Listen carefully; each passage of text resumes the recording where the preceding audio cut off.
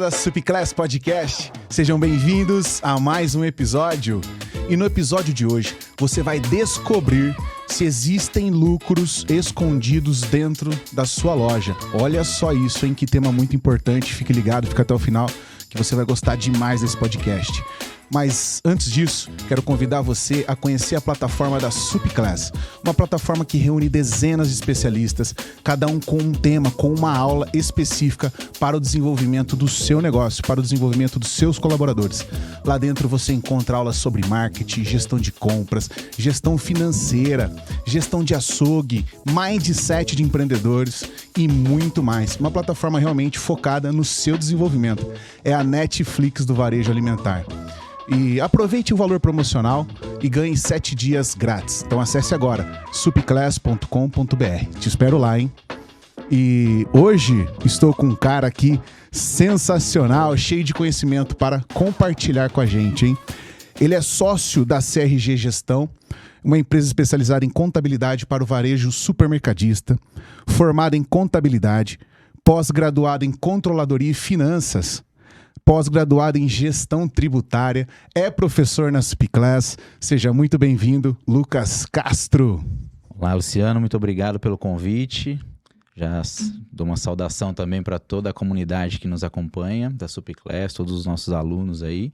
E é uma alegria estar aqui para dividir conhecimento, dividir insights aí e ajudar nessa busca pela lucratividade escondida dentro do supermercado. Vamos desmendar. Esse é o mapa do tesouro, né? Encontrar Exatamente. Aí esses lucros perdidos dentro do supermercado. Lu, gosto muito de começar pelas histórias.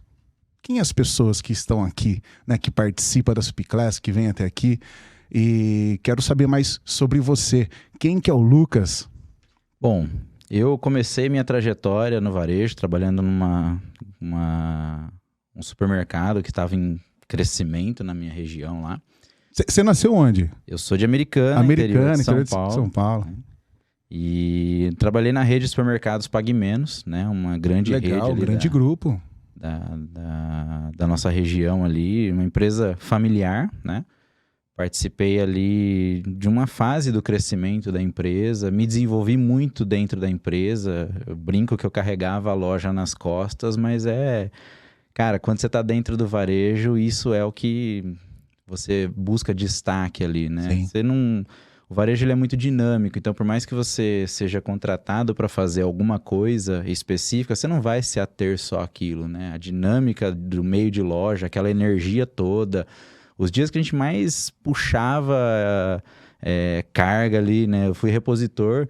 E aí, tipo, o dia que a gente mais puxava carga dentro da loja mesmo era o dia que tava lotado, que a galera tava ali, cliente, o corredor bufando, e aquilo te traz aquela energia boa. Você entrou como repositor, foi seu primeiro trabalho lá dentro? Foi meu primeiro emprego, mas eu comecei lá como empacotador. Empacotador? Empacotador. Que legal. Pra você ter noção, quando eu comecei a mandar currículo ali, né? Eu não tinha computador em casa, não tinha nada. Então, juntei uma graninha ali, R$15, fui na papelaria, comprei um blocão de currículo, daqueles formulários, né, antigos, e saí ali, ó. Fica um tempão preenchendo. Meu primeiro currículo no varejo... Eu lembro, aquele que você preenchia, tinha tudo... né? Toda coisa lá. Nossa, quanto não... Currículo Vitae, estava escrito lá. Aquele ali, currículo Vitae. Aquele ali foi raiz. Preenchi um bloco de 96 folhas daquele, mas mandei aquele ali pro supermercado e saí dali com aquela sensação de que ia ser contratado, né? E foi dito e feito.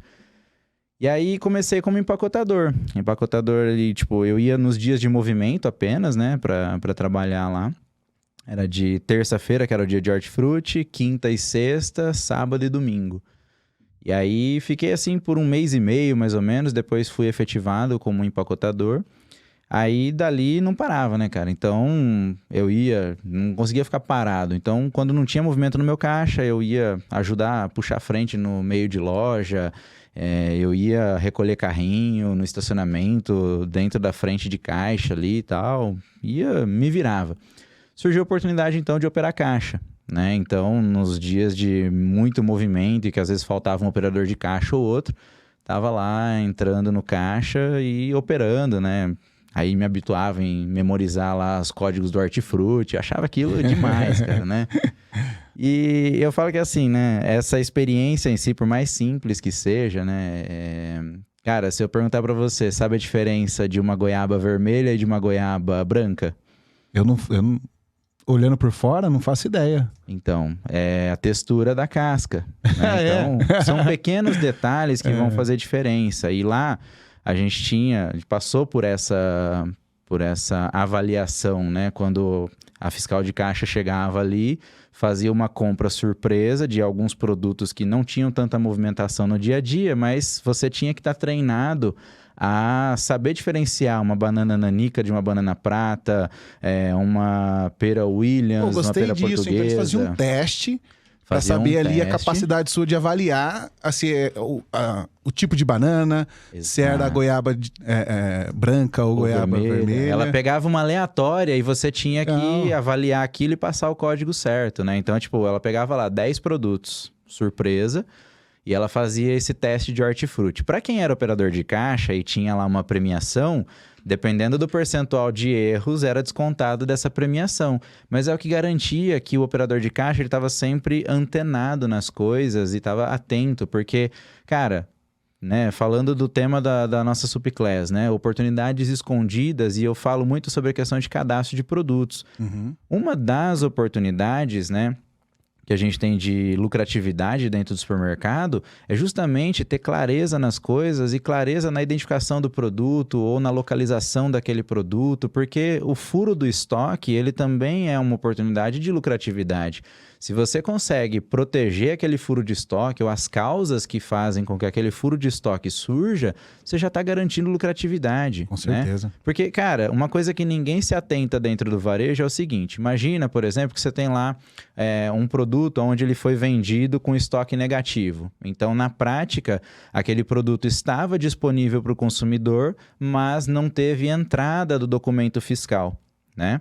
E aí você tem, às vezes, um estoque que está positivo, num valor muito volumoso, está sobrando. E quando você chega no ambiente físico para fazer a contagem dele, você vê que existe uma diferença. Porque Perfeito. Houve um erro na entrada da mercadoria e ela foi vinculada num código errado, por exemplo. Né? Um inventário mal feito, o que vai acabar acontecendo? E é o que gera problema, por exemplo, no fluxo de caixa do supermercado. O produto que está positivo, alguém vai lá, conta, fisicamente eu não tenho 1.000, eu só tenho 100. Então ele vai lá e dá baixa em 900. Aquele que vendeu negativo, ele simplesmente vai lá e zera o estoque. E aí o que acaba acontecendo nessa história? Aquele produto que você fez a baixa de 900 unidades, você carregou aquilo lá para emitir uma nota fiscal de perda. Essa nota fiscal de perda está se tornando crédito tributário. Sim. Ela está acabando com o resultado do seu negócio por uma falta de controle e um processo mal implementado no controle de inventário, né? Então, esses furos de estoque, essas coisas todas, é uma das torneiras que a gente precisa fechar para que não tenha esse vazamento. E lá no supermercado, um dos lugares onde era muito mais sensível, né, onde existe a possibilidade do supermercadista estar perdendo dinheiro, é ali que ele tem que colocar a proteção. E aí uma dessas proteções era essa metodologia que as fiscais de caixa faziam com a gente. Então a fiscal de caixa ela ia lá, simulava que ela era uma cliente. Ela passava no meu caixa com 10 frutas, com 12 frutas, isso era indiferente, né? Dependia do humor dela no dia. Mas ela trazia produtos diferentes ali, um tomate italiano, de um tomate Carmen e etc e tal. E você tinha que saber diferenciar aquilo e digitar o código correto, porque no momento que você digita o código do produto de hortifruti no PDV, ele está vinculando o peso que está na balança com aquele código e está falando, você vendeu isso daqui. Perfeito. Está pegando aquele preço e etc e tal. A goiaba vermelha e a goiaba branca tinham diferenças gritantes de preço, né? Então você tinha que saber diferenciar realmente ali o produto. A fiscal de caixa passava essa compra, você registrava as coisas, aí ela finalizava aquilo e já cancelava o cupom, né? Então dava um cupomzinho ali de 70, 80 reais, ela cancelava esse cupom, você assinava o cupom, né? Eu, o operador de caixa, estou assinando que fui eu quem registrei isso daqui. Aí ela levava aquilo para fazer uma conferência. Então ela falou, ó, você errou, por exemplo, na goiaba. Era uma goiaba branca e você passou que era goiaba vermelha. Legal. O feedback, errou. né, depois, né, do que aconteceu. Exato. Aí ela Legal. pegava, por exemplo, olha, desses produtos, 40% você errou. Então 40% do seu prêmio vai ser penalizado por conta desse erro. Aí o operador de caixa, então o que acontecia? Quando ele chegava mais cedo, né, a jornada dele ia se iniciar ali às 14 horas... Então, 1h40 da tarde, ele estava ali no Hortifruti, avaliando, treinando as técnicas, né? Tudo que era treinado, tudo que era explicado para ele estava lá. Ele pegava o produto na mão, ele via a textura, ele via a cor, ele via todas as nuances do produto. Olhava quais dos produtos que estavam em oferta e aqueles que não estavam em oferta, porque, por exemplo, às vezes chega um cliente, pega lá um tomate italiano que não está na oferta e tem um preço maior do que o tomate salada, por exemplo, e aí ele tentava passar aquele lá falando que era o tomate da oferta. Né? Isso vai acontecer e aí assim, você tem que ter argumentos ou respostas para isso, né? Eu já cheguei a presenciar na loja a necessidade da operadora de caixa. A cliente estava teimando em querer levar a goiaba mais barata e ter que chamar o cara do hortifruti para fatiar a goiaba ali e mostrar para ela que ela estava sendo desonesta naquela situação, né? Mas, enfim... Cara, que insight, hein? Gostei muito dessa forma que a gente tinha, né? Para desenvolver a oportunidade ali de causar um baita de um prejuízo na operação, né? Legal. Pegando um gancho aí no que você está falando, que você entrou até na questão do estoque, né? Que às vezes você vai vender um produto por outro, né? Goiaba vermelha, goiaba branca, etc. Tal. Qual que é a rotina que eles usavam lá de balanço no hortifruti em outros setores? Era diário, todos os dias, semanalmente? Como é que é esse controle? A gente tinha um controle semanal, né? Toda segunda-feira tinha balanço no inventário de hortifruti. Legal. Lá no setor de hortifruti. O do açougue, ele não lembro se era na segunda-feira ou se era na terça, mas eu sei que ele também tinha um controle semanal ali, porque nós tínhamos o dia de oferta da carne e o dia de oferta do hortifruti. Então, e as quintas-feiras eram uma oferta generalizada na loja. Então, sempre havia aquela reposição de estoque, só que semanalmente era feita uma contagem. Então, tudo que vendeu, aproveitava o domingo para deixar esvaziar bastante a banca, né? Então, a gente contava a área de venda, contava também a parte de mercadoria no estoque e fazia semanalmente isso. Nós tínhamos uma metodologia também, quando era do meio de loja, que era aplicada aos repositores, porque aí nessa trajetória toda, né, eu passei ali pelo caixa, aí eu não tinha como ser efetivado no caixa, porque eu tinha 16 anos. Uhum. E aí o cargo exigia pelo menos a maioridade. E aí eu consegui que eu fosse efetivado, né, como repositor de meio de loja. Então, antes de completar os meus 18 anos, eu trabalhei no setor, na parte da noite, né? Onde a gente acabava girando a loja, rupturas e etc e tal. O pessoal da manhã, eles eram responsáveis por um setor, né? Então, quando eu tive a oportunidade de trabalhar de manhã, porque eu ia começar a estudar contabilidade, aí eu fiquei responsável pelo setor de balas, biscoitos, chocolates e afins, né? Legal. Piscou, venceu. Então, ali eu precisei aprender muito sobre controle de estoque, controle de datas. E assim, eu era repositor. Então, o meu controle era um caderninho que eu guardava ele, as 7 chaves, em cima do terminal de gôndola do meu setor. E ali eu tinha a descrição do produto, eu tinha a data da última carga que tinha chego na minha loja, eu tinha a data de vencimento do que estava na área de venda, do que estava em depósito, quantas datas diferentes eu tinha em depósito, e semanalmente, de uma forma bem rústica, eu ia fazendo as minhas baixas ali. Então, eu controlava o meu setor a partir do meu caderninho. Sim. Eu não tinha trabalhava lá sistema, com Pepsi? Primeiro que entra, primeiro que sai? Primeiro que entra, primeiro que sai, porque não tem outra forma de você fazer isso, né? E assim, cara, eu falo que o varejo ele é encantador por conta dessas coisas que você acaba tendo contato, né? Quando eu trabalhava à noite, né, e eu precisava ficar girando ruptura de lojas e tudo mais, tinha uma dinâmica muito legal lá que eles faziam, que de sábado o comprador ele ia na loja, né? Não eram todos os sábados, porque a rede era grande, então algum sábado ele estaria na loja, né? E aí, eu aproveitava essa oportunidade, esse contato com o comprador do meu setor, porque eu começava a sinalizar para ele, cara, esse produto não vende, esse produto não faz o menor sentido a gente ter ele no mix, Legal. etc e tal. Eu ia dando esses feedbacks para ele.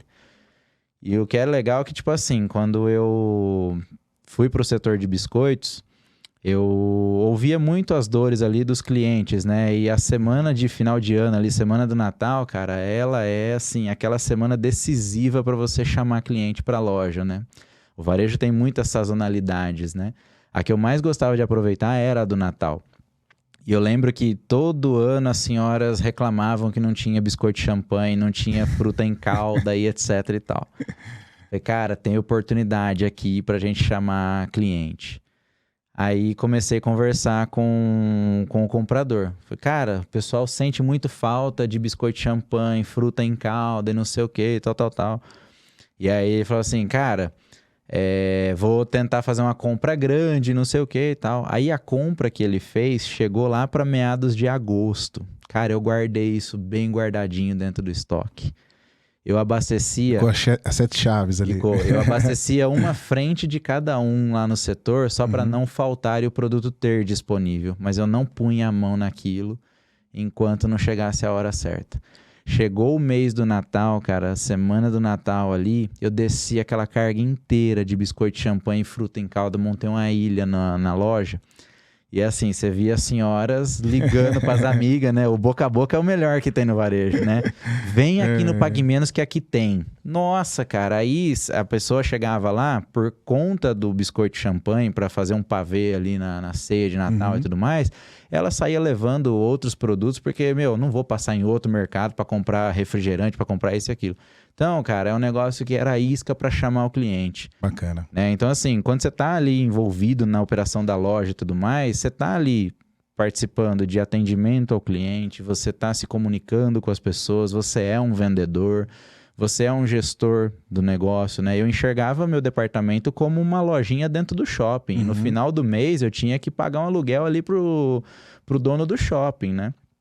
Ter essa visão dentro da operação que eu fazia é o que não deixava com que eu tivesse, por exemplo, diferença de preço, né?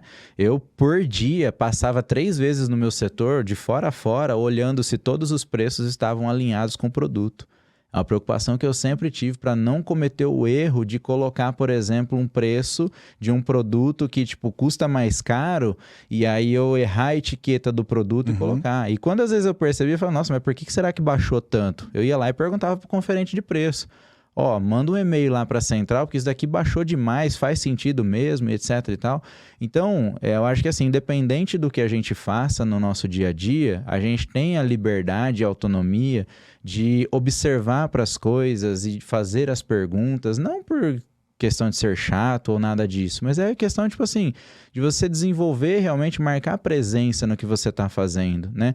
Às vezes você vai trazer um questionamento desse, mas não é porque você está questionando a capacidade ou a competência da pessoa. Pode, de fato, ter havido um erro, né? Na precificação, alguém digitou foi bater um 3 ali, sem querer bateu no Enter e o negócio mudou totalmente o sentido do que seria, né? Então, eu vejo que assim, eu tive bastante oportunidade de desenvolver essas habilidades atuando ali no varejo, né? Que legal, gostei muito da sua forma de ver as coisas, né? Mesmo sendo um repositor, você já tinha uma visão diferente, um comportamento diferente, não é à toa que você chegou onde você chegou, né? É uma questão de atitude, né, cara? Você tem que... É igual assim, se a gente for estudar... Aconteceu um fato na história de Júlio César, né? De que, houveram boatos de que a esposa dele havia traído ele, né? E ele foi lá e quis encerrar o casamento com ela. E ele falou assim, a esposa de César, ela não precisa simplesmente ser honesta, ela também precisa parecer honesta. Né? Então, eu trago muito essa ideia, não é só você ser... De fato, você já tem que parecer, você tem que, né, já colocar aquela presença no que você está fazendo. Então, cara, as atitudes, os comportamentos demonstram isso, né? Vai funcionar muito. Com certeza. Né? Para você, assim, ter consciência de que às vezes aquilo que você tá é temporário, mas você já está tendo uma visão de longo prazo, você já está enxergando além. né? Então, eu acho que essa mentalidade, essa ideia, ela é decisiva, né? Eu lembro que, assim, uma vez o meu encarregado tinha esquecido a gravata dele lá na mesa da conferência de preços e à noite eu ficava emitindo etiqueta para remarcação de preço do dia seguinte. Uhum. Aí eu lembro que ele tinha esquecido a gravata lá e todo encarregado usava a gravata, né? Eu fui lá, botei aquela gravata no pescoço, fui no espelhinho do banheiro lá, tirei uma foto, falei, cara, um dia ainda vou ser encarregado desse negócio. Que massa. E assim, cara, é aquilo que vai oxigenar a sua mente para você fazer realmente um trabalho diferenciado. Sim. Olha só, você colaborador do supermercado que está nos ouvindo, pega essa sacada, esse insight do caminho, né, do desejo, independentemente na condição que você esteja hoje, esse desejo de querer crescer, de querer fazer o melhor, com o melhor que você tem disponível, cara, isso muda tudo, isso muda tudo. Então, né, espero que esse podcast possa ajudar você, estimular você a ser cada vez melhor. Pô, é incrível essa história, Legal. Viu? E aí, assim, voltando à ideia central da questão de controle de estoque, né? Que eu comentei que tinha uma metodologia que também aplicava para o meio de loja, né? Então, nós recebíamos lá um talãozinho e por dia nós tínhamos que fazer a contagem de 5 produtos por completo. Era a meta da gente entregar para o operador logístico uma contagem de 5 produtos todos os dias. Todos os dias. Não Legal, podia ser fazer uma produto, auditoria ali. não podia ser produto repetido e a gente tinha que fazer a contagem. A gente dava preferência para quais produtos? Aqueles que eram de baixo giro. Porque ali, querendo ou não, imagina que você está com uma extensão e você tem o poder de conectar aquilo numa tomada e jogar energia para onde não está chegando, né? Então, por que eu contava os produtos de baixo giro? Porque aquilo, de alguma forma, alguém ia movimentar aquele produto, ia ver quantidade daquele produto, quantidade de dias que ele estava sem movimentação. Aquilo ia chegar para o comprador, para ele melhorar o preço, tirar aquilo do mix ou, de alguma forma, fazer girar aquela mercadoria. Aumentar a saída dele. Então, eu enxergava essa situação, muito embora ela nunca tenha sido esclarecida dessa forma por parte da empresa, mas eu enxergava como uma oportunidade de conectar, né? Levar energia onde estava meio apagadinho ali dentro do meu setor. Legal. Então, cara, eu pegava os produtos com baixo giro, com pouca coisa ali e mandava ver naquela contagem, naquele processinho que eu tinha, não tomava tanto tempo assim durante o dia, mas eu sinalizava, cara, ó, tem 300 unidades disso, tem 500 unidades disso, etc e tal. E se tivesse alguma informação adicional que eu quisesse, no verso eu tinha a possibilidade de escrever. Então, cara, é onde eu aproveitava que eu ia ter contato com alguém do administrativo e eu levava aquela informação, né? Fazer chegar a informação, né? Esse é o grande desafio da comunicação, é você conectar as ofertas e as demandas, né? Então, cara, quando você tem acesso a uma informação, faz o melhor uso dela. Eu acho que isso é o que define um divisor de águas mesmo para o sucesso de qualquer tipo de negócio. E aí a gente traz para a realidade da informação tributária, para a realidade de cadastro de produtos, para a realidade de várias outras vertentes ali. Essa é uma das oportunidades que a gente tem de fechar torneiras que corroem a lucratividade. Perfeito. A minha Supiclass, eu não tenho a intenção de ensinar ninguém a formar preço de nada. Essas oportunidades de lucratividade, elas vão estar muito vinculadas à questão de você organizar os processos dentro do seu supermercado. Você organizar as coisas, porque tudo aquilo que está fora do padrão vai ficar gritante. Então, quando você padroniza as coisas, você organiza as coisas em todos os detalhes, atendendo às necessidades de todo mundo ali que é consumidor daquela informação, o que está fora fica facilmente identificável. É igual você entrar numa sala escura e acender uma lanterna. Né? Ele está fora do que é a curva padronizada, ele está fora do que é a realidade esperada, então aquilo vai gritar para você de alguma forma. Né? A minha Supiclass, eu começo, por exemplo, falando sobre definição de nome de produto. Pode parecer uma informação irrisória, né? Mas eu vou falar para você que é ali onde nasce a grande catástrofe que afeta o bolso do supermercadista. Explica melhor isso, Lu. Vamos lá. Imagina você, na Supiclass eu até convido a pessoa a fazer alguns testes e descer na loja para identificar alguns produtos e eu trago a expectativa e a realidade do que é o produto. Mas eu vou pegar um produto que eu citei lá, que é o Jack Daniel's de mel. Né? Aquele produto é um licor, mas se no seu cadastro ele tiver identificado como whisky, você pode se preparar que alguém vai te cobrar sobre essa informação errada. Pode ser o fisco, porque por mais que o que defina é a NCM do produto, ela é sempre olhada em conjunto com a descrição do produto, né? Então, a tributação de um licor, ela é diferente de um whisky. São produtos totalmente diferentes, né? Então, houve um erro ao identificar claramente o que é o produto.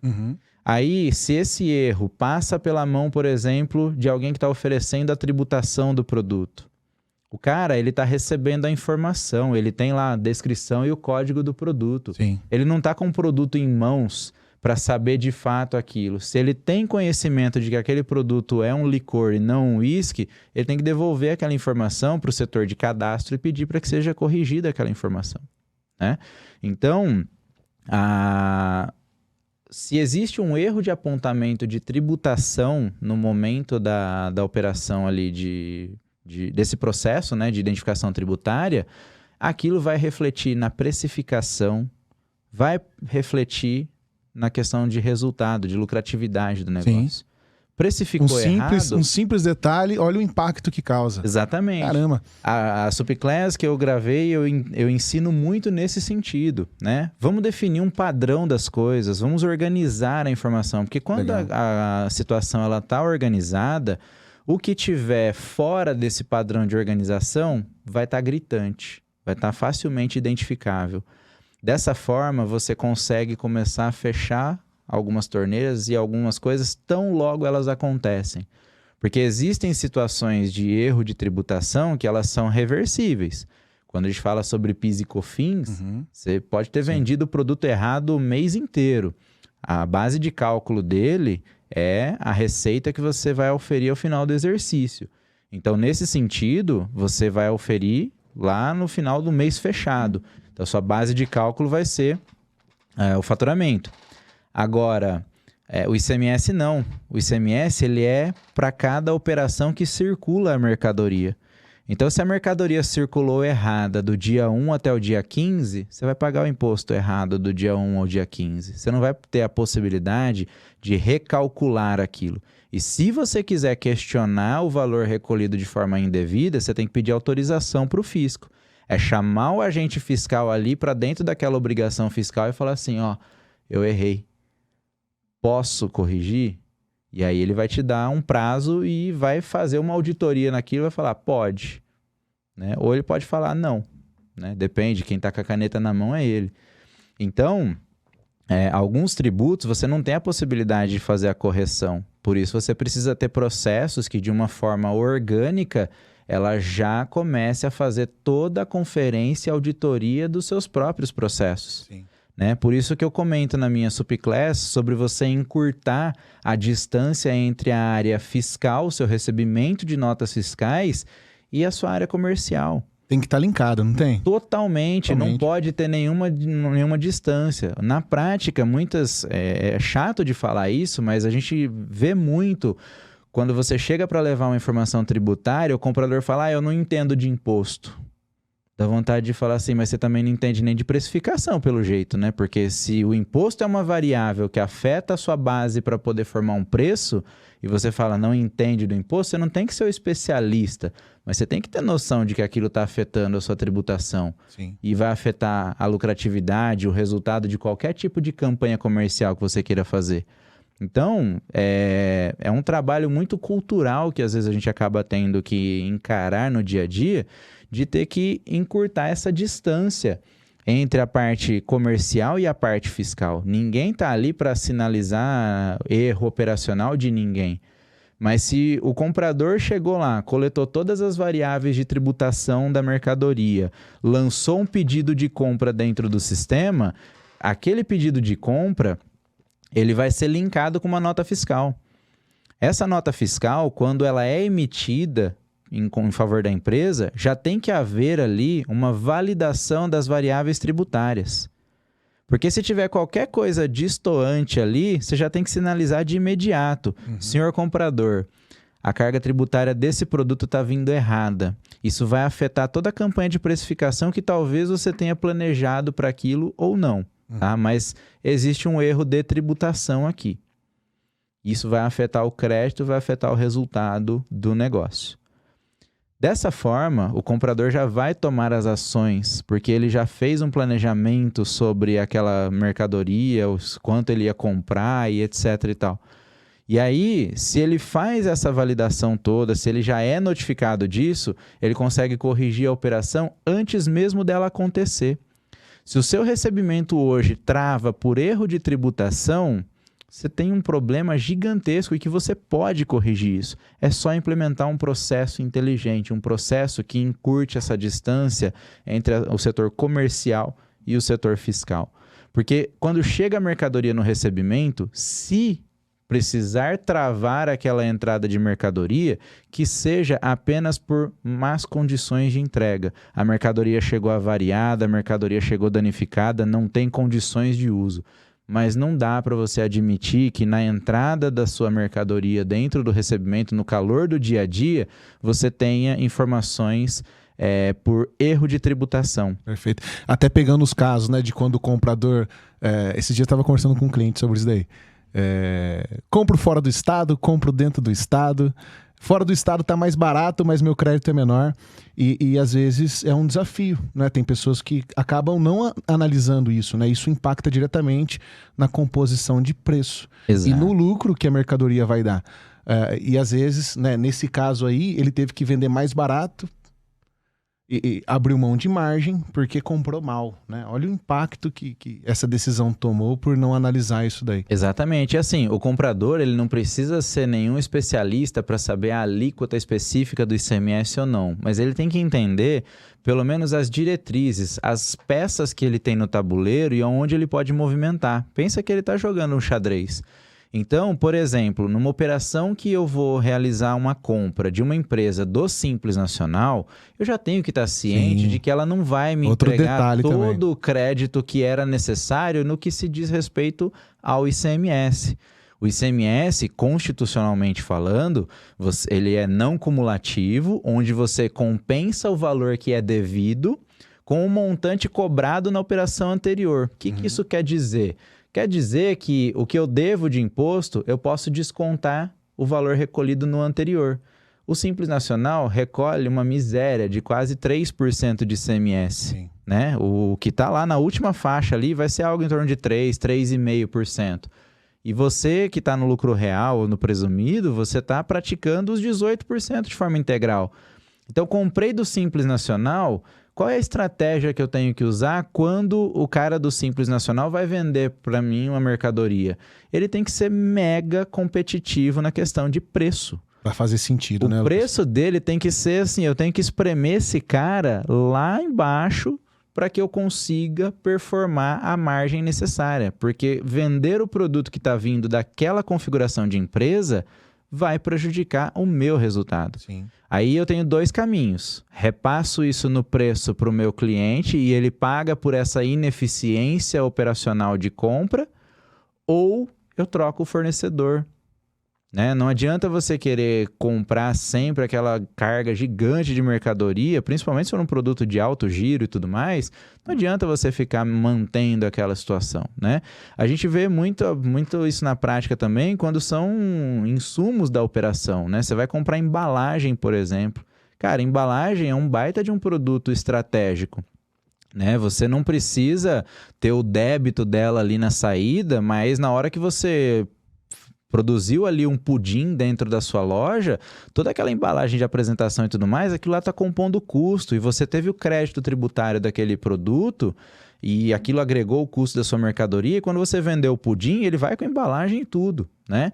A embalagem é um produto estratégico. Não adianta eu comprar a embalagem da empresa do Simples, ela não vai me dar quase nada de resultado tributário, falando de crédito tributário, né? A empresa do Simples ela não vai me transferir crédito suficiente para tornar aquele meu produto, às vezes, competitivo dentro da loja. Né? E a gente sabe que, às vezes, aquele cheiro de pão quentinho na loja, o cheiro de um bolo recém-produzido, aquilo lá atrai o cliente. Né? Então, existem produtos que eles são estratégicos para que a gente possa fazer uma boa compra e que a gente acumule crédito para tornar o nosso próprio produto competitivo. Perfeito. Né? Então, ou seja, o comprador ele não precisa ser especialista no detalhe, mas ele precisa entender que se eu compro do Simples Nacional, o impacto é esse. Se eu compro de uma empresa RPA, lucro real ou presumido, o impacto é esse. Ele tem que entender, tem que ter condições de fazer uma simulação dessa operação, né? E para isso ele pode ser criado planilha, qualquer coisa, mas independente de você preencher a planilha, você tem que saber o que a planilha vai fazer, você tem que saber a dinâmica do negócio.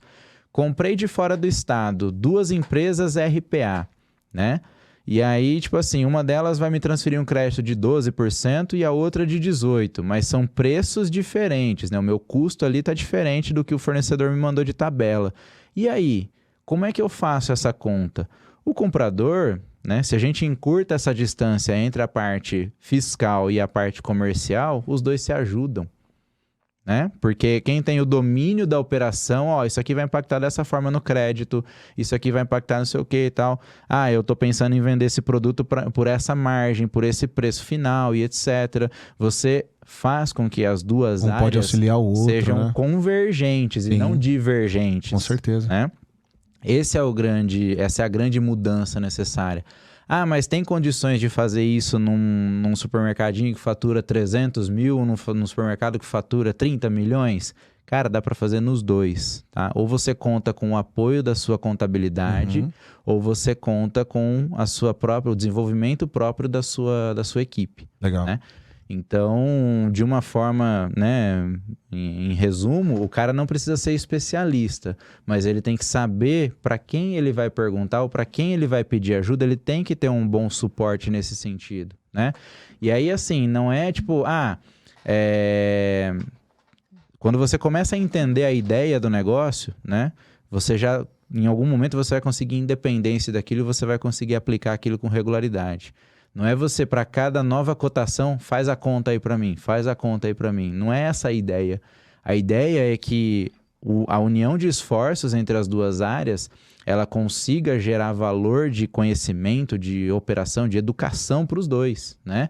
Tanto o cara que está ali na parte fiscal vai ter contato e vai aprender a precificar um produto ou simular uma parte de vendas ali, da mesma forma que o cara que está fazendo compras e está negociando, ele sabe como que aquilo vai afetar o comportamento de tributação e ele sabe, se ele tem consciência de que o lucro do negócio está na compra, ele sabe que onde ele vai ter possibilidade de atacar é no preço do custo, não é no impacto tributário. Sim. Né? O imposto ele não vai ser mutável só porque você quer ou porque você acha que você está pagando muito tributo. Você não tem esse poder de mudar a carga tributária do produto. Ainda que em 2 situações ali, interestadual e operação interna, você tenha diferenças de precificação e tudo mais, fazendo essa conta você vai chegar em qual delas vai te entregar maior margem. Perfeito. E aí se você às vezes... É o que a gente busca, né? A melhor margem. Você está buscando a melhor margem. E se você sabe qual é o impacto de cada uma dessas e você sabe até onde você consegue forçar o seu fornecedor a melhorar o seu produto, a deixar ele mais competitivo, é na primeira linha ali que é onde você está pegando o custo original da mercadoria. Legal. Ô Lu, entrando no outro, você falou, né, contando a sua história, a gente vai até voltar lá, eu quero saber, tô curioso para saber o que levou você a fazer contabilidade.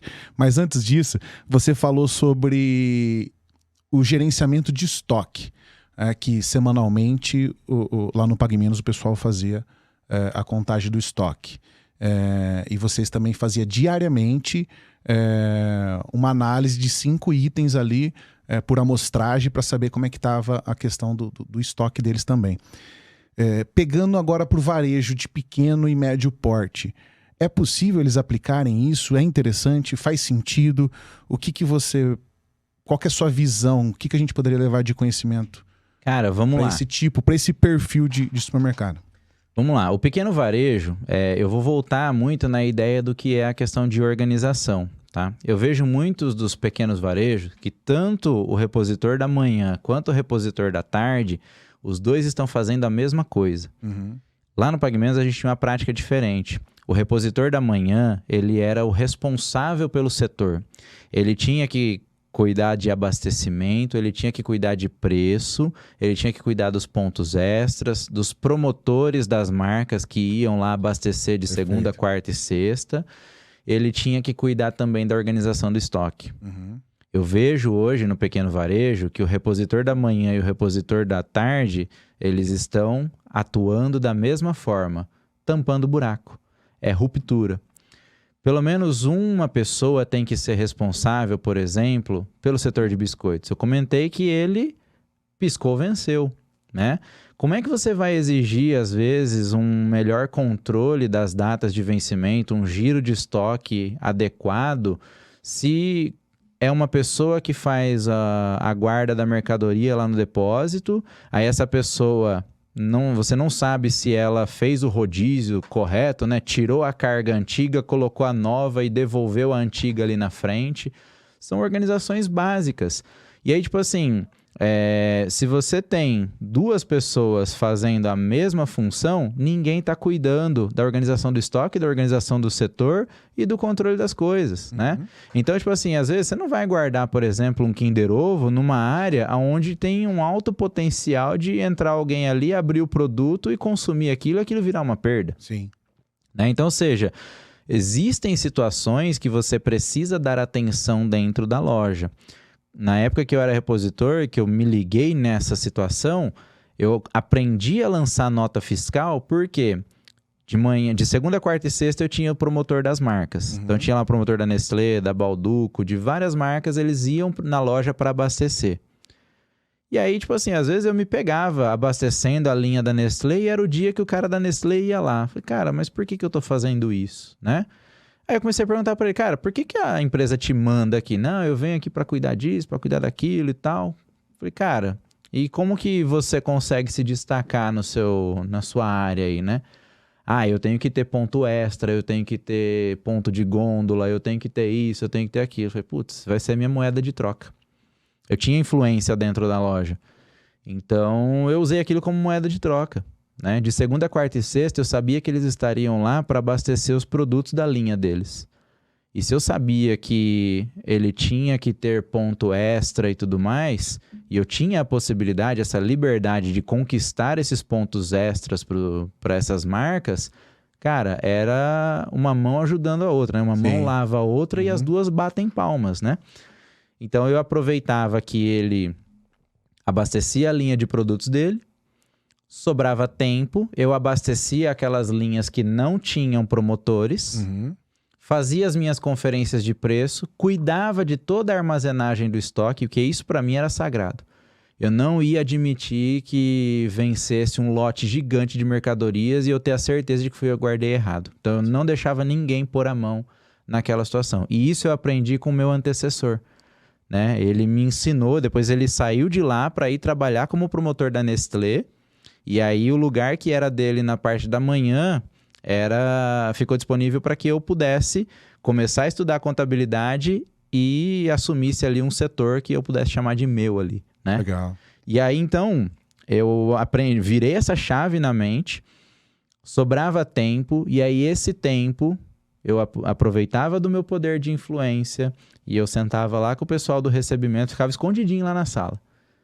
Ficava estudando os manuais fiscais deles ali e pedia lá, cara, deixa eu lançar uma nota. E era tudo manual, tá? Existia sistema, mas era input manual de informação, aquelas impressoras matriciais, negócio antigo pra caramba. Legal. Né? E assim, eu otimizava meu tempo para poder aprender uma coisa nova, aprender uma coisa diferente. Porque eu queria trabalhar ali no escritório, no administrativo, alguma coisa, mas eu queria sair da loja em si. Né? Era legal, era gostoso, tinha uma baita de uma energia, mas eu estava estudando contabilidade, tinha começado a estudar contabilidade. E o que levou você a estudar contabilidade? Cara, vou falar, é até uma história meio bizarra. No terceiro colegial, a gente teve aula com um professor de matemática universitário. Né? Então ele ainda estava fazendo estágio, estava cumprindo estágio, e ele estava dando aula pra gente. Se você visse a paixão que ele tinha pela matemática, né? Era uma pessoa, um cara gente boa pra caramba, e o cara ensinava ali com uma maestria que todo o conteúdo que a gente não aprendeu no primeiro e no segundo ano, ele ensinou tudo no terceiro ano. E aí foi um negócio legal que, tipo assim, o cara tinha paixão pela matemática mesmo. E ele ensinava aquilo de uma forma simples, uma forma que todo mundo entendia. Ele conseguiu com que toda a minha turma se inscrevesse para aquela Olimpíada Brasileira de Matemática, né? Eu não lembro agora quantas fases eram, mas eu sei que uma boa parte da turma já chegou até a segunda fase.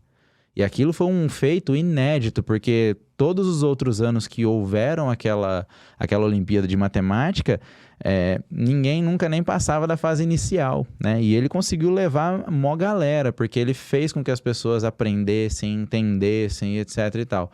Então, saí dali achando que eu era o mestre em matemática, né? Falei, putz, eu quero fazer alguma coisa, então, ligada à parte de matemática. Que estimulou. Porque é raciocínio lógico, legal. é tudo mais. E assim, o cara tava na universidade, o cara tava fazendo o que ele gosta, o cara tava ensinando o que ele gostava, né? E performou, porque ele levou a turma inteira praticamente, até pelo menos a segunda fase, todo mundo foi, né? E aí, cara, que negócio legal e tal. E aí, fui buscar áreas afins, né? Que envolvessem cálculos, que envolvessem situações matemáticas e tudo mais, e aí cheguei na contabilidade, né? E como que surgiu a CRG, que você é sócio hoje? A CRG, ela começou oficialmente fazendo contabilidade para o varejo em 2017. Nós viemos da consultoria. Então, a gente atuava muito forte com consultoria para supermercados, a gente ajudava no processo de organização de processos, implantação, planejamento tributário, várias coisas. Uhum. E chegou um dado momento em que a gente começou a ficar sem muita matéria-prima para trabalhar, né? Porque a gente dependia, às vezes, de outras informações de outros escritórios de contabilidade, etc e tal. E quando você está na consultoria e você precisa entregar, às vezes, algum resultado, e esse resultado depende, às vezes, da colaboração de terceiros, fica mais difícil, né? E a gente começou a perceber a sede do varejo por uma informação de qualidade. Nós tínhamos a expertise, a vivência do varejo, que às vezes chegava no escritório de contabilidade do cliente, do supermercado, mas o cara era especializado em algum outro segmento, em alguma outra coisa, e a gente conhece a dinâmica do varejo, a gente sabe, tem o varejo ali no nosso DNA, né? Hoje, de toda a nossa equipe lá, nós estamos com quase 40 colaboradores já. Que legal. Isso desde 2017, aí a empresa vem crescendo, graças a Deus, de uma forma bem, bem orgânica. E dessa galera toda, todo mundo já passou pelo varejo. Então, todo mundo sabe no dia a dia, já trabalharam como repositores, como operadores de caixa. Alguém já teve ali contato no dia a dia do varejo. Que bacana. Então, o varejo está no DNA da CRG, né? E a gente sabe a sede da informação que o supermercadista tem. E a gente também sabe como que funciona o ritmo do negócio. E a gente começou, então, a oferecer contabilidade para supermercados, né? E aí, com isso, né, o trabalho da consultoria, ele acabou sendo incorporado, absorvido no processo de contabilidade. Porque aí a contabilidade ela se tornou uma coisa consultiva, né? Então, nós temos ali a apresentação de resultados para os clientes, nós temos planejamento tributário, nós oferecemos muitas soluções. E aí, todos os nossos processos, eles também são automatizados. Então, a gente tem lá um grupo de desenvolvedores e nós temos muita robotização para auditar os nossos próprios processos, que é o que garante a qualidade da informação, né? Bacana. Eu digo nos meus treinamentos que a gente nunca pode subestimar o poder de rastreabilidade do fisco, né? O fisco, ele é um sujeito que ele sabe o que ele quer, como ele quer, quando ele quer, em qual campo ele quer daquela obrigação fiscal. Então, ele já sabe as informações todas, né? Ele já tem isso de forma presumida. E ele ainda te dá a oportunidade de confessar o que você está fazendo, né? Mensalmente, você manda lá a sua obrigação fiscal para ele, né? Então, não adianta às vezes a gente querer bancar o espertinho ou querer adotar, forçar situações que a gente pode chamar de gestão tributária, né? Muito supermercadista acha, por exemplo, que a nota fiscal de perda, né, que é aquela nota, né, de perda, quebra e consumo, acha que aquilo reflete alguma economia tributária. Mas, cara, de boa, a gente não pode chamar aquilo de economia, inclusive tributária, tá?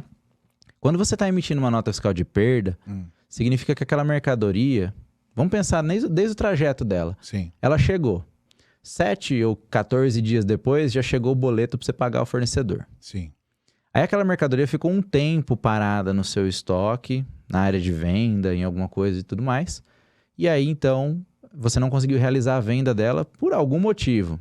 Estragou, venceu, Comprou demais, ficou né? danificado e etc e tal.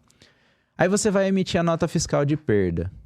Cara, que economia que ela tá te gerando, né? Ela só tá te reconhecendo uma ineficiência do processo. Sim. Né? Ela ficou esse tempo todo parada a mercadoria, você não conseguiu realizar a venda e tudo mais. Então, por mais que você possa descontar aquele valor da sua base de cálculo do imposto de renda, nos tributos indiretos, que é o ICMS, o PIS e COFINS, você está estornando o crédito do imposto. Ela não está te gerando economia, né? E as pesquisas, ano após ano, a Abras, ela solta lá as pesquisas sobre prevenção de perdas. Ela fala, cara, é um número quase que unânime. 78% desse valor da nota fiscal de perda, você consegue tampar os buracos, né? E é onde eu falo que a organização do processo, ela é muito fundamental. Lá na CRG, quando a gente valida essa operação de nota fiscal de perda, nós implementamos dentro do cliente mecanismos de rastreabilidade para que a gente saiba quais foram os motivos que causaram aquela perda. E qual que é o principal motivo? Cara, o principal motivo, a gente tem danificado pelo cliente na área de venda, né? E aí você fala, cara, beleza, o que eu faço com essa informação? Bom, qual é o produto que está vinculado a esse motivo de perda? É um vinho? Vamos ver como é que o vinho está exposto lá na área de venda? Porque às vezes o cliente passou e esbarrou com o carrinho porque ele estava mal exposto. Conscientiza o repositor, porque o mês que vem eu não quero ver vinho nessa nota fiscal de perda. Né? Ah, é leite. Cara, o leite está mal armazenado, o leite está... De que forma ele está exposto na área de venda, né? Eu tenho lá que olhar para aquela operação de nota fiscal de perda. Por que o produto venceu? Será que o produto estava mal guardado no estoque? Quando achou a mercadoria já era tarde demais e não conseguia forçar a venda daquilo, né? Então, olhar para uma nota fiscal de perda, de fato, você está olhando para o que já aconteceu. Mas você tem sempre que ter consciência de que não pode repetir. Perfeito. Você pode errar, mas voltar desde ao que sejam processo, erros... entender o que está acontecendo, né? Exato. E corrigir na causa. Exatamente. Para não acontecer mais, não se repetir. Achar o culpado das coisas não vai resolver o problema. Achar o ponto de ruptura da informação, sim. Sim. Por isso que você tem que voltar em todo o caminho da operação. Não importa se foi o João, se foi o José ou se foi o Francisco. O que importa é em qual etapa do processo aquela informação precisa de uma proteção a mais. E é aí que você coloca as camadas de proteção. Você usa a criatividade e direciona os esforços para proteger aquilo e aquilo nunca mais acontecer, né? Então, eu falo que assim, a gestão da informação, a gestão tributária, de fato, ela não se resume a você forçar uma situação, emite uma nota de perda. Ou eu já vi colegas sugerindo aí, emite uma nota fiscal de perda só dos produtos que são ST e alíquota zero, que assim você não estorna crédito tributário. Cara, desculpa, isso não é gestão tributária. Sim. Isso é maracutaia tributária. Porque na prática mesmo, o que você precisa... Qual é o objetivo da nota fiscal de perda? Pensa que o fisco, presumidamente, já está considerando todo o seu estoque. Você teve lá um produto que entrou. Ele só vai entrar por nota fiscal e só vai sair por nota fiscal. Essa nota fiscal de saída tem que ser uma nota de venda, devolução ou perda. Ou doação. Bonificação, qualquer coisa. Entra com nota e sai com nota. Não tem nessa história, tipo assim, emite nota, escolhe os produtos que você quer emitir a nota fiscal de perda. Não, cara, desculpa, isso não é gestão. Tá? Trabalhar da forma correta. Tá passando vergonha. Sim. Né? Porque na prática, o objetivo daquela nota é fazer com que o seu estoque, de fato, seja feito o nivelamento da forma correta, existe um porquê daquilo, e se você não emitir a nota fiscal de perda, você vai ser penalizado. Porque imagina que você tem lá uma mercadoria que entrou, não saiu pela venda e num período você teve que entregar, né? Periodicamente você tem que entregar o inventário. Aí você foi lá e entregou um saldo diferente daquele que o fisco já calculou. Lembra que ele é um cara que ele sabe o que ele quer, na hora que ele quer, qual campo ele quer e quando ele quer. Perfeito. Ele já sabe como está o seu estoque, ele já sabe como que está a sua realidade. Então não adianta ignorar o poder de rastreabilidade dele e achar que dessa forma você está obtendo uma economia ou você está obtendo uma vantagem. Se ele não te fiscalizou, porque aí a galera usa isso como reforço também, né? Ah, eu nunca fui fiscalizado por isso. Amigo, deixa eu te falar um negócio. Você só não ficou interessante para o fisco, mas ele vai te fiscalizar de alguma forma. Ele já sabe, ele não é bobo, ele só não tem pessoas para vir aqui te fiscalizar. Mas hoje ele está se modernizando tanto que a cada ano que passa, menos fiscais ele precisa. Ele já está fazendo tudo de forma eletrônica. Sim. Né? E aí é pior. Vai mudar o jogo, porque né? a sua forma de se defender também ela é um pouco mais burocrática, né? Mas o fisco ele já está de olho nessas coisas. Se você não foi fiscalizado ainda, você só não virou interessante para ele. Mas não significa que ele não sabe. Sim. Viu, você falou várias coisas e eu quero te perguntar agora. Tudo que você trouxe aí tinha muitos lucros escondidos ou não? Total, cara. Total. Quando você... Entenda que assim, ó, quando você traz a visão de prevenção de perdas, né? Você torna aquilo um mantra no seu dia a dia, você começa a olhar para todos os processos e enxerga quais são os processos onde você está perdendo. E aí, o trabalho da prevenção de perdas é proteger aqueles processos. Sim. Então, você sabe onde está gargalando as coisas, por onde está vazando o recurso, né? Então, por exemplo, identificação de cadastro de produtos, né? A localização do produto dentro do seu estoque. De alguma forma, chegou o profissional para fazer a contagem daquela mercadoria e ele não encontrou fisicamente tudo aquilo que existia de forma virtual, corre o risco dele emitir erroneamente uma nota fiscal de perda. Isso vai impactar no seu resultado. Você vai acabar, às vezes, recolhendo menos ou mais imposto de renda, só que se aquele tributo foi recolhido de forma errada, em algum momento o fisco vai vir te cobrar. Sim. Né? Pensa que se você começar hoje a organizar todos os processos dentro do supermercado, controlando as pessoas que fazem alteração no seu cadastro de produtos, cuidando de todos os processos por onde aquele cadastro de produto passa, integrando as áreas que consomem e afetam a precificação daquele produto. Tudo isso é oportunidade de lucratividade. Né? Você olha para todo o seu processo e você sabe se você está fazendo aquele negócio da forma mais eficiente ou não. E você vai buscar essa eficiência. Então, de todas essas opções e esses exemplos que eu trouxe, em cada um deles existe sim uma oportunidade de lucratividade. Emitir a nota fiscal de perda, se eu sei que 78% daquele número eu consigo fechar a torneira, então é nisso que eu vou trabalhar. Quais são os motivos da perda ali? Putz, eu tenho mercadoria vencida no depósito, mercadoria vencida na loja. Isso diferencia, são informações que eu vinculei à mercadoria e aí agora eu vejo, cara, se a mercadoria venceu no depósito, teve erro na armazenagem. Onde que eu vou colocar uma camada de proteção? Na armazenagem. Perfeito. Hoje tá tudo mais fácil, né? Através da tecnologia. Você tem coletores de dados que pode ajudar você desde o recebimento, né? Quando o conferente está recebendo mercadoria, ele já pode colocar a data de validade ali, onde você já vai começar essa rastreabilidade. Depois você tem relatórios que mostram para você tudo que está vencendo naquela semana, 15 dias para vencer, 30 dias para vencer, para você já ficar de olho nessa mercadoria, já fazer um plano de ação em cima disso. Então, hoje está muito mais fácil, até para ele começar a ter uma gestão melhor e ter resultados melhores, porque quando você deixa de perder, é lucro, né? Total. Você já está jogando para a linha do resultado aquilo que estava virando uma perda. Sim. Então, tipo assim, às vezes a gente acaba acostumando muito com aquela ideia de que você está no lucro real, então você precisa ter despesa. Cara, se a despesa não tiver o mínimo de qualidade, ela não vai te gerar economia, né? A nota de perda mesmo é uma despesa que ela não tem qualidade nenhuma, ela ferra com o seu resultado. Porque você se torna crédito tributário, e às vezes por erro operacional, né? Então, tipo assim, desmistificar um pouco essa ideia de que o lucro real, ele é um negócio que você precisa buscar despesa. A despesa ela tem que ser qualitativa, senão você só está jogando dinheiro pro ralo. Perfeito. Né? Então, às vezes as pessoas carregam muito isso dentro de si, mas, cara, você tem sim que ter um pouco de controle dentro da sua parte tributária, você tem que entender, pelo menos, a ideia central.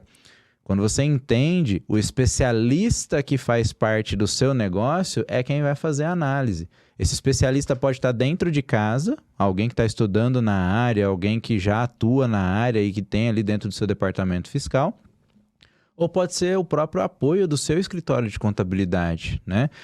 Eu preciso treinar o meu pessoal de compras para que eles entendam os diferentes cenários de compra com o impacto tributário. Lembra que eu expliquei da planilha, né? Então, tipo assim, cara, vamos marcar um treinamento sobre isso, vamos bater um papo sobre isso, né? Mas que a gente entenda, que eu transfira para você esse conhecimento para que você tenha independência no dia a dia e possa tomar suas decisões. Esse é um dos grandes diferenciais dos trabalhos que a CRG entrega, porque a gente gera muito valor para o cliente na operação dele, porque a gente treina muito o cliente. A nossa metodologia de trabalho envolve transferir conhecimento da nossa equipe para o cliente, para que o cliente tenha condições de tomar as decisões no dia a dia, que ele consiga dar vazão, se concentrar somente nos esforços de gestão da loja. Sim. O que é burocracia administrativa é papel nosso da contabilidade.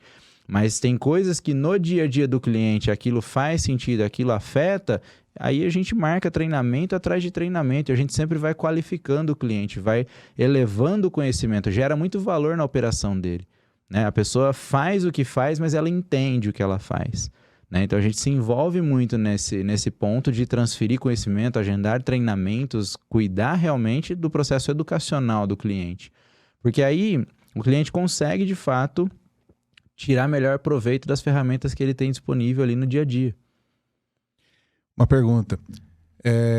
Quais os maiores erros assim que você já percebeu, já pegou em clientes ou em supermercadistas sobre tributação? Qual o maior erro que você já pegou assim, ou que é muito comum? Cara, existe muito erro de tributação, né? Que o cara faz o apontamento errado da tributação no cadastro. Só que o erro de tributação no cadastro, ele é um reflexo. Toda vez que a gente volta o processo para entender os pormenores do porquê teve aquele resultado, a gente sempre vai cair naquela ideia de que todo mundo vende para o supermercadista, para qualquer pessoa, a complexidade tributária. Nosso sistema ele é muito complexo. Nossa, não sei o que, ele é muito complexo. Tá. Gerenciar um supermercado também é complexo, né? Você não sabe se você vai vender. Você sabe que você comprou, mas você não sabe se você vai vender. Quando você vai organizar o mercadológico de um supermercado, você vai construir o seu mix de produtos, você vai construir as suas categorias. É a mesma complexidade que o fisco tem. O fisco, quando ele está ali oferecendo tributação para os produtos, ele nada mais está fazendo de diferente do que você, supermercadista, de precificar, né? A fonte de renda do seu supermercado é o quê? O resultado que advém da venda. A fonte de renda do fisco é o quê? É o resultado que advém da arrecadação de impostos. Para o Estado funcionar, é necessário que você tenha a arrecadação dos impostos. E aí, então, o fisco, ele vai definindo mecanismos. Uma Coca-Cola, ela tem maior valor agregado do que um Dolly. Então, eu não posso cobrar um imposto da Coca-Cola e ser o mesmo imposto do Dolly. Ela cobra de formas diferentes. Ela cobra mais caro da Coca-Cola, porque a Coca-Cola é produto de alto giro, produto de maior percepção de mercado, maior necessidade de vendas. Ela vai cobrar um tributo dele. E do Dolly vai cobrar de outro.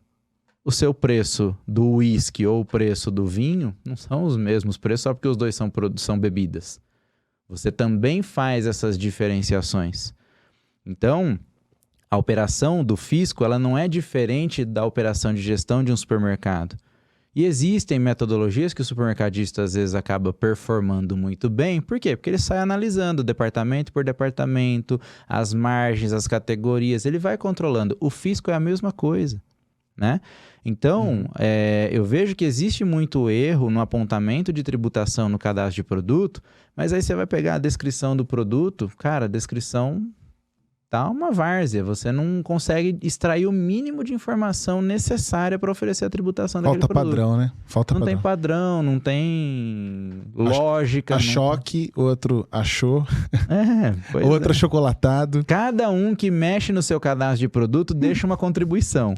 Então, eu falo, menos é mais. Menos pessoas mexendo, mais qualidade na informação que você vai ter ali. Sim.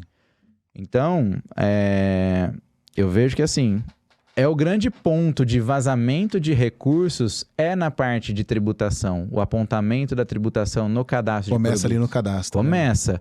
Mas isso é reflexo. A área comercial não está integrada com a área fiscal, né? Porque, por exemplo, se eu organizo o processo de entrada de notas fiscais, ali eu estou tendo meu primeiro contato com a tributação do produto.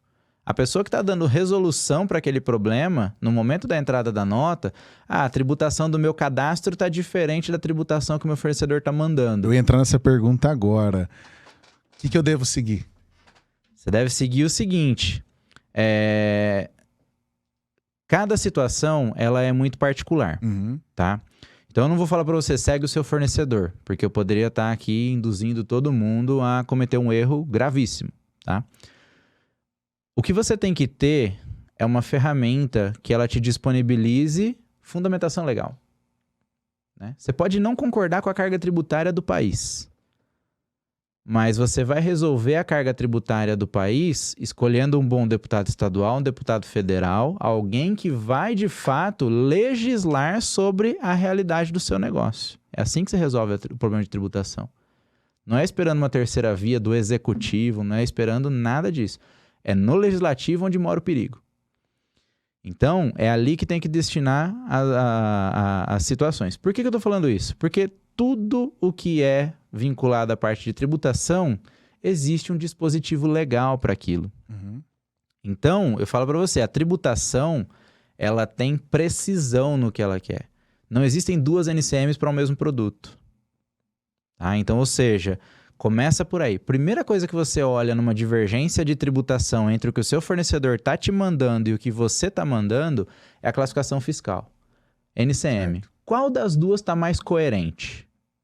A que o seu fornecedor te mandou ou a que está no seu cadastro de produto? Aí você começa, vai lá, faz uma consulta na tabela TIP, né? Avalia a descrição, o enquadramento. Existem regras de interpretação para que você possa classificar o produto dentro da NCM. Isso é trabalho de especialista. Mas no dia a dia, você tem lá, por exemplo, um NCM 1905-9090, que são outros produtos de pastelaria. E você tem um outro produto lá, 2106-9090, outras preparações alimentícias. Então, você olha, um fala sobre preparações alimentícias, o outro fala sobre produtos de pastelaria, panificação e etc. E o que eu tenho diante da mesa é, por exemplo, um pão francês. Então, não faz sentido outros produtos alimentícios que está demasiadamente genérico, sendo que eu tenho um NCM ali dizendo que aquele produto é um produto de panificação e etc e tal. É mais coerente. Resolvido o impasse da NCM, aí sim eu começo a me preocupar com as variáveis tributárias, porque elas automaticamente vão estar vinculadas àquela informação. E aí o que acaba acontecendo? Eu falo para você que não existe certo e errado nessa questão, mas existe uma situação de coerência, que é o que você tem sempre que buscar para resolver esse impasse tributário. Está suspeitando da tributação que o seu fornecedor te mandou? Você vai pedir para ele a fundamentação legal. Certo. No seu cadastro, você já deveria, de uma forma presumida, ter a fundamentação legal daquilo, ou senão você vai lá e elabora, vai fazendo um controle sobre a tributação daquilo, tá? E aí você vai comparar as duas legislações. Por quê? Existem, por exemplo, situações onde um produto ele pode ter uma redução de base de cálculo de 18% para 12%, mas aquela mesma categoria de produto poderia ter uma redução de base de cálculo a 7%. E as duas estão corretas. Cabe ao fornecedor escolher qual tributação vai ser mais vantajosa para ele. Tá? Isso foi objeto recente de uma resposta de consulta do Estado de São Paulo. O Estado de São Paulo foi lá e se manifestou. Falou, ó, eu tenho esse produto aqui, e aí ele existe vinculação dele lá no anexo artigo 39 do anexo 2, e ele tem também vinculação no artigo 3º do anexo 2. Os dois tratam de redução de base de cálculo, 1 a 12 e 1 a 7. Sim. E aí o Estado falou, olha, não cabe ao Estado fazer a escolha do melhor regime tributário para o cliente. Porém, ambas as tributações estão corretas e o contribuinte tem a possibilidade de escolher qual das duas é mais vantajosa para ele. Se ele quer reduzir a 12 ou se ele quer reduzir a 7. Então, por isso que eu falo que tudo vai se vincular na questão da legislação. Compare as legislações tributárias, a legislação do seu fornecedor e a legislação que o seu cadastro está te entregando. E é a partir desse entendimento, qual das duas fazem mais sentido, que é que você vai tomar a decisão, se a correção tem que ser feita no seu cadastro ou se você tem que notificar o seu fornecedor que você não vai aceitar aquilo. Aí no caso do fornecedor estando errado, por exemplo, nota de devolução, como que funciona isso na prática? Vamos lá. Na prática ela funciona assim, ó. Eu vejo muito no supermercado, e isso pode ser uma torneira que cause autuação para o supermercado, as pessoas que não entendem a dimensão, a vida útil de um documento fiscal, ela fala assim, cara, cancela a nota. Vamos começar pelo seguinte, houve a circulação da mercadoria, então a nota fiscal não pode ser cancelada. Se você precisa recusar aquela mercadoria, você tem duas possibilidades. Vai recusar somente o produto, você pode então fazer uma devolução daquele produto.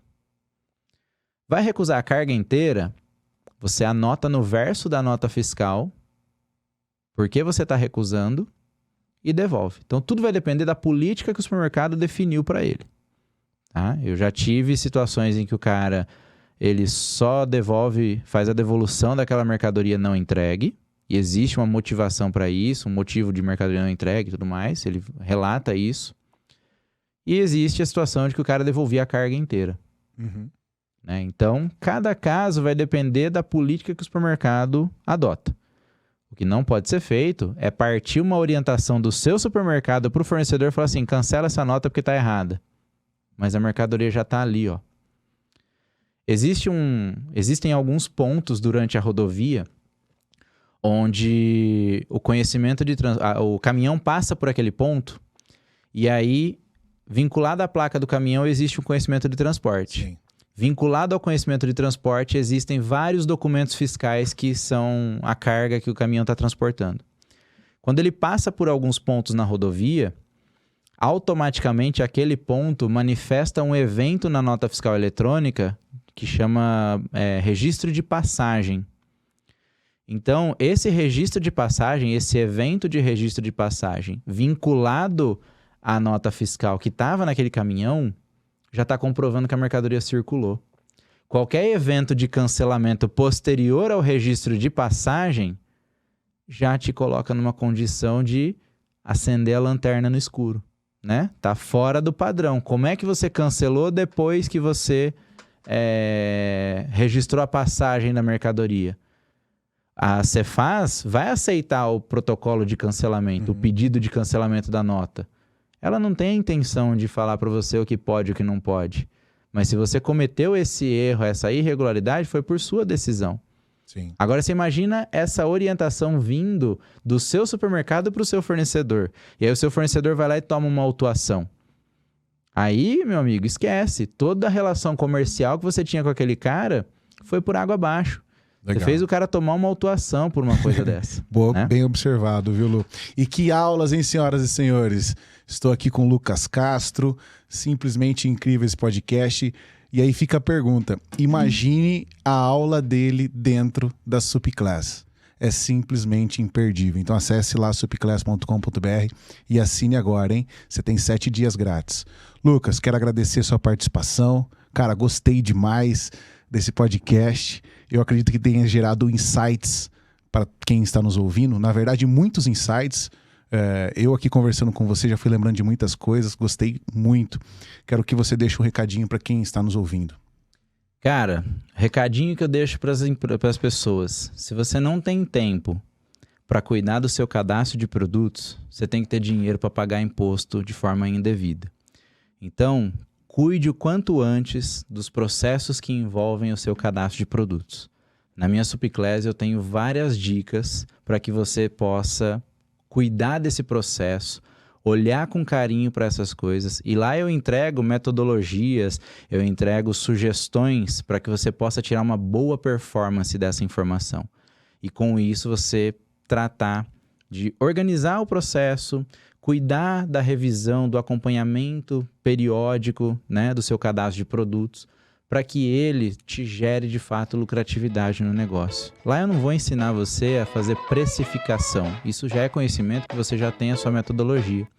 O ponto principal lá é chamar a sua atenção para que se organize todas as etapas do projeto, todas as etapas do processo, para que você possa tirar uma boa performance daquele que eu considero o principal ponto que faz com que o supermercado perca lucratividade. É o cadastro de produtos, é erro de tributação, são variáveis diferentes, são faltas de conhecimento atrelado àquilo. Mas se você organiza aquele processo, se você tem guardiões daquela informação, você garante que um bom resultado vai ser tirado dali. Legal, muito bom. E como que a gente acha você nas redes sociais, da CRG, sua empresa? Cara, da CRG Gestão no Instagram. Eu publico bastante conteúdo forte no LinkedIn, então meu LinkedIn é Lucas Castro, né? Só procurar lá por especialista de tributação para o varejo, você já me encontra. E no Instagram, castro.crg, e você me encontra lá também. Legal, show de bola. É isso aí, galera. Siga a Supiclass nas redes sociais, Supiclass Oficial, TikTok, Instagram, LinkedIn, YouTube, no Spotify. Deixe seu comentário aqui no vídeo, curta, comenta, né, e compartilhe, beleza? É isso aí, até a próxima, forte abraço, tchau!